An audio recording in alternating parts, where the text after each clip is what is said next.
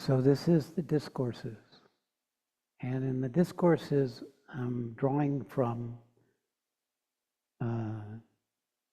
influences or the alignment of my being in its journey to where I am now. And there was a line of those who exist as an expression of something in the collective consciousness that become markers, beacons, amidst the turmoil and the distortions and the layers of engagement and involvement of human life. And when these show up in our life, they touch us in a different way. They touch us in a way that we normally don't access in our surface self, in our mental, vital, physical engagements in our lives. And they reach into something fundamental. When those moments come, it's an opening. It's a glimpse. And depending upon how ready we are, amidst all the other kinds of things we give our attention to, then when those moments of recognition come, are held onto or not. And that they become either part of the collective experiences of your day or of your life or of the circumstances that are demanding currently in your life, and they can't land in those situations. They can't leave the door open because we're not ready or we're not willing. We're too vested in what it is that we're caught up in. So when these beacons show up, depending upon the quantum of misery we have succeeded in living and not killed yourself in multiple lives. It's the quantum of being taught again and again and again that the separative structure that's always trying to affirm itself and protect itself and keep itself safe, to support itself, to enhance itself in other ways, it can't. All these compensating structures get in the way of our ability to know that there's only one thing here ever, and that is this current of becoming. There is more than just a current. There is a quality, a density, a substance, a presence that holds this becoming of which we are a part.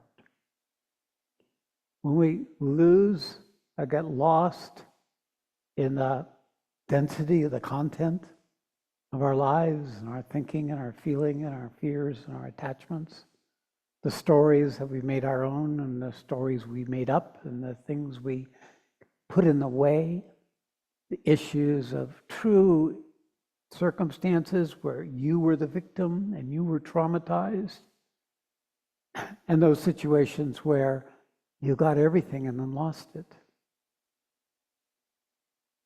All these are occurring within a context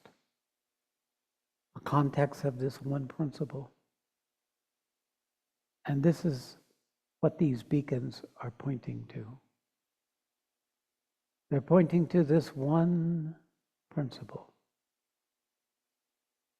And the nature of the beacon is it can't truly penetrate through the veil of the density of the organization of any one individual unless it's personal, unless we're touched by it, unless in our sensory world we have access to it in some way, either through reading about it or hearing about it, or actually having an exposure to someone who is that beacon. Because when we recognize something, we're called to it. When it lands, it evokes the very thing that it is that's been latent or suppressed within ourselves.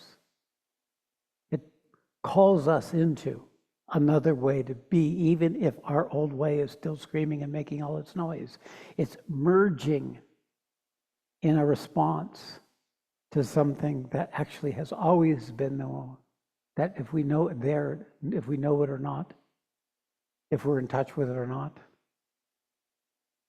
when we lose the name for that, when we lose our Jesus, when we lose our God, when we lose our Guru, when we lose love, a love that goes beyond all loves, a love that's the source of all loves, and then we become the content. We lose our identity, grasps to the content rather than holds what is its source.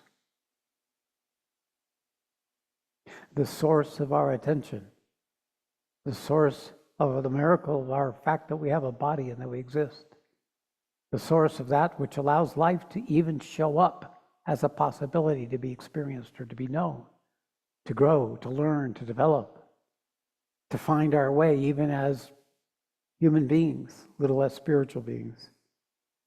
There's a miracle going on continuously relative to what we know as content.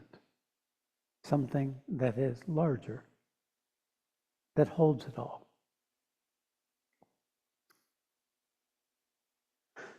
So in my life, there were markers. Jesus, for my whole childhood, there was this symbol of this guy on a cross. And the story behind it was he died for our sins. And then there were all the saints and people who brought something of that same sacrifice, giving their lives over to the thing that person who was hanging on the cross. And what is it that he did? He was